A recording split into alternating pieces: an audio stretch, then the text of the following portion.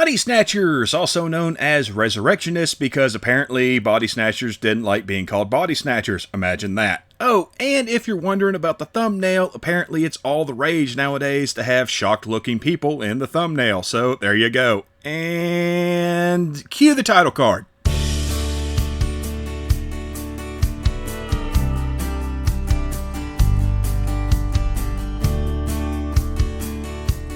Body Snatchers.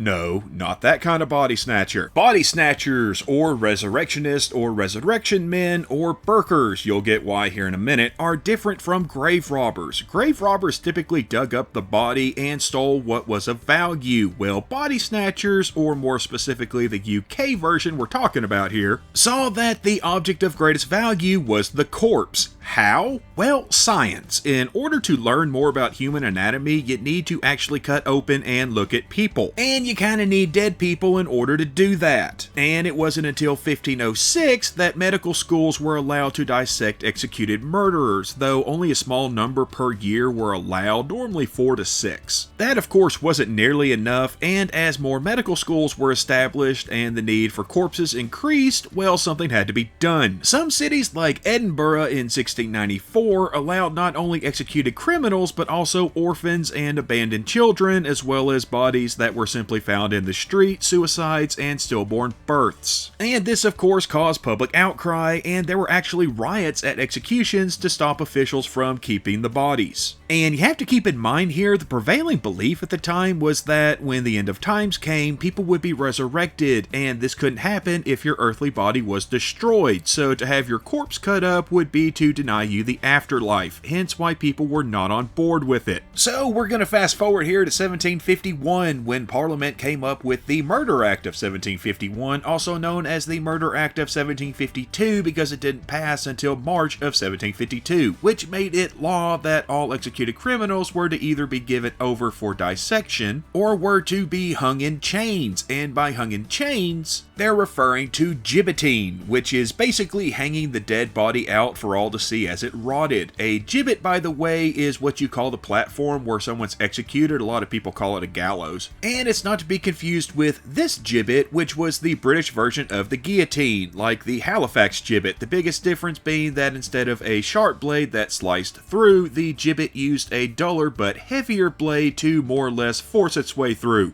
Yeah. Anyway, this still didn't meet the demand, so body snatching continued. Now, keep in mind, it wasn't really a crime to take a corpse because a corpse doesn't belong to anyone, and seeing as they typically left behind any jewelry or valuables that could be seen as theft, the only real crime here was disturbing the grave. And one of the ways that the body snatchers actually got around that was to dig a hole about 20 feet away from the grave and then dig a tunnel, yeah, I swear I am not making this up, to the grave, pull off the end of the coffin and pull the body out that way, oftentimes while people watched over the grave to stop body snatching. At least 500 bodies a year were stolen. Many believe it was a lot more than that, but officials tended to look the other way, which led to what I talked about in last week's This Week in History, Mortsafes. Yes, Mortsafes, created in 1816 to keep people from digging up graves, and watchtowers to allow people to watch over the graves. There were groups of sometimes over 200 people that would come together in order to keep watch over members' families' graves. They also built what were known as mort houses, where bodies were locked up until they had rotted enough to not be of use to medical students, and then they were buried. But all those blind eyes snapped to attention in 1828 when the crimes of William Hare and William Burke, or as I like to call them, the Williams, yeah, no, it didn't work like I wanted it to, came to light. See, the two men and their wives were friends who lived in a boarding house owned by Hare in Edinburgh. And one day in late 1827, one of their guests died of natural causes,